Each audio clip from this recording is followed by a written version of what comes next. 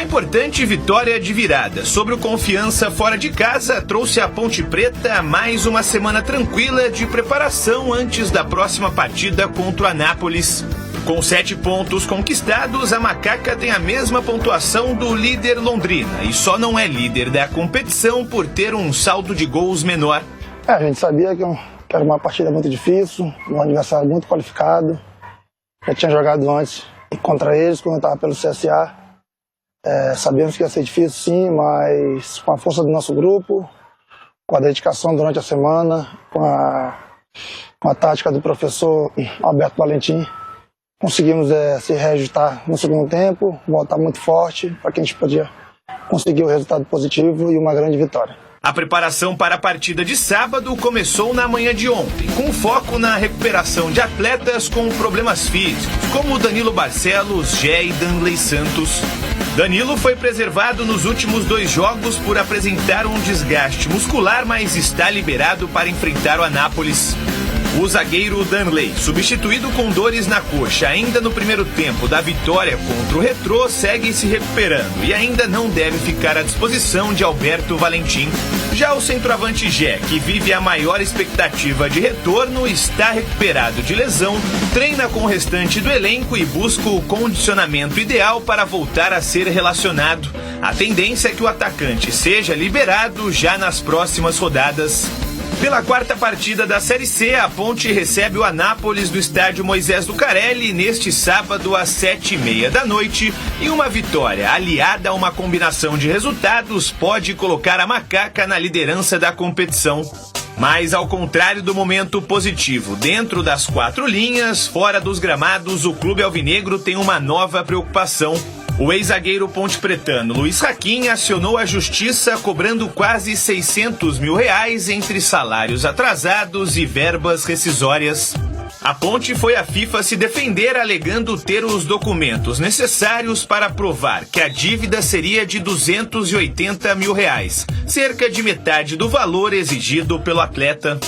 Bom, a Ponte pega o Anápolis, estádio Moisés Lucarelli, com a presença da torcida.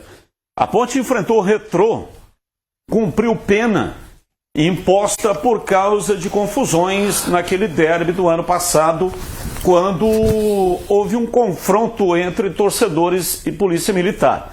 Então é a primeira vez, que o torcedor terá a oportunidade de ver a Ponte jogando. E até oportuno, porque a Ponte vem fazendo uma boa campanha na competição. 7 pontos ganhos, ainda não foi derrotada.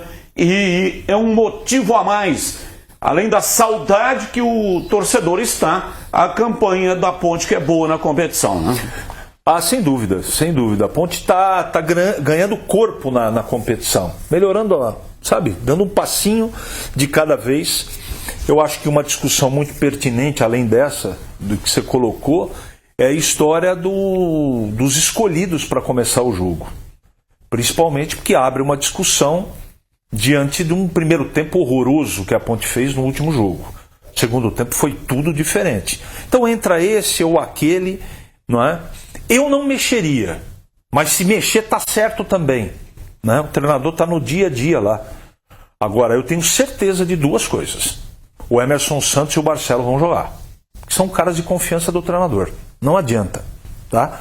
E até acho que o Emerson Santos, pela inteligência e capacidade que tem, apesar de ter jogado muito mal o último jogo, merece mais uma oportunidade. Agora, se ele mexer também está tudo certo, não é? Mas não acredito que nessas 2 posições, eu acho que o Barcelos entra ali como 3º zagueiro, se é que o time vai jogar com 3 zagueiros, eu não sei qual é o sistema que vai ser adotado, mas no restante, Batista, eu mexeria o mínimo possível, para dar até para esse time ser mais testado. Ele foi testado agora numa partida fora de casa. Quando ele recebe o time do Anápolis ou qualquer time da Série C, aí vem aquela dúvida que todos nós temos. Esse time tem capacidade de agredir ou só consegue jogar no contra-ataque?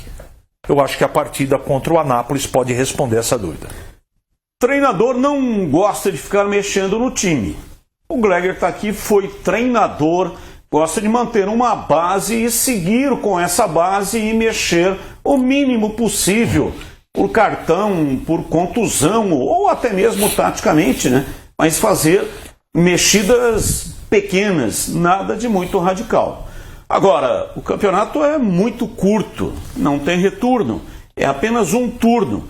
E aí, na minha opinião, tem que jogar os melhores. Segundo tempo da Ponte contra a equipe do Confiança foi infinitamente melhor do que o primeiro tempo. Então, a razão indica que o treinador deva mexer no time, usar as peças que foram utilizadas no segundo tempo. Mas tem essa questão, né, Gregor, que o treinador não gosta de ficar mexendo no time.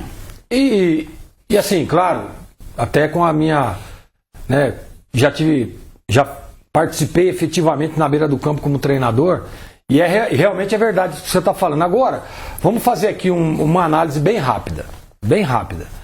O Emerson saiu e entrou Entrou o Everton Brito. Everton Brito. Ok. Saiu o Toró e entrou o 25. Né? E agora eu não me recordo das outras substituições. Saiu o Lucas Cândido, entrou o Léo Oliveira. Léo Oliveira. E saiu o Maguinho e entrou o Pacheco.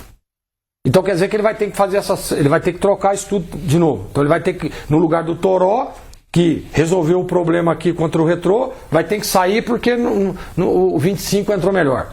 Aí vai ter que tirar o Emerson do time, porque o menino lá entrou melhor, o Everton Brito. Então são colocações, né, que não dá, por exemplo, se for assim, todo jogo você vai ter que ter um time diferente. E não é, o CH falou uma coisa aqui que é verdade, a Ponte está começando a criar corpo na competição.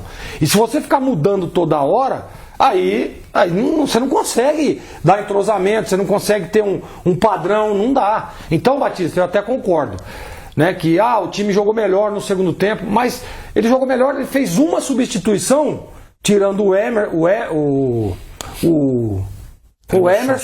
tirou o Emerson Santos e colocou o menino. E aí o que acontece? O time melhorou, mas também a mudança de atitude no time melhorou. Quer dizer, foi pro vestiário, deu uma cobrança nos caras e os caras voltaram melhor.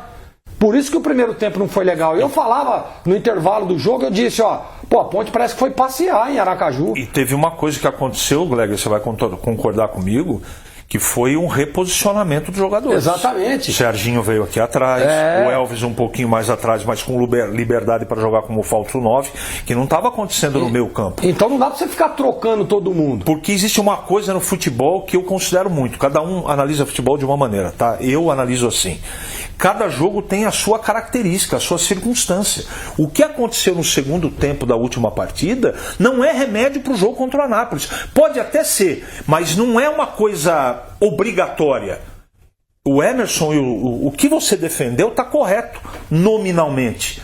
Agora, tem o dia a dia, tem as informações do Anápolis detalhadas que a Ponte tem, o Valentim tem, que eu não tenho. Eu não estou prestigiando o jogador que está mal, não é isso que eu estou falando. Ninguém tem cadeira cativa. E eu acho que os que estão entrando bem devem ser observados. Está tudo certo. Mas o Glegor defendeu e resumiu tudo o que eu penso. Se cada partida o treinador entrar com um time novo, esse time não vai ganhar padrão de jogo nunca. E para falar do Barcelos, né? O Barcelos até então era titular do time. Então o que acontece? Quem falava muito isso era o finado Carbone, né? Carbone falava muito isso. Ele falava assim, se o cara que é titular tiver um problema, por exemplo, de cartão, tiver um problema lá de contusão, quando ele tiver à disposição, ele vai voltar a ser o titular. Porque ele era o titular. Mas o Batista que entrou lá, arrebentou com o jogo, fez 2 gols. Não, ele volta como titular. Se ele não corresponder, aí sim eu vou dar oportunidade pro cara que tinha entrado. Então o Barcelos é titular absoluto. E tem um outro detalhe. O Emerson foi muito mal, né? Quando jogava lá aquele tripé que ele armava lá com 3 zagueiros, em alguns momentos o Emerson vinha para fazer um de volante, que era Barcelos, agora tá o menino aí que falou ali, como é que chama o menino? Wanderson. O Wanderson, né? E o Emerson. O Simon não foi bem no jogo, concordo. E o Barcelos é o titular. Então, automaticamente, ele deve voltar com aquela mesma formação, apenas com o Barcelos, na vaga do Simon, e mantém lá o tripé, em alguns momentos, essa variação de meio de campo, que é muito interessante e deu muito certo no Paulista. Agora, é importante dizer que o Dudu, como você gosta de falar, está com a senha na mão. Nas últimas 3 partidas, ele entrou bem os 3 jogos. Entrou no começo meio atrapalhado, mas depois pegou no breu, participou das jogadas, né, Gleger? Lá na frente. Foi. Não, foi entrou bem, vertical, entrou bem. Dudu entrou Agora, bem. se jogar tá certo também. Tá certo também.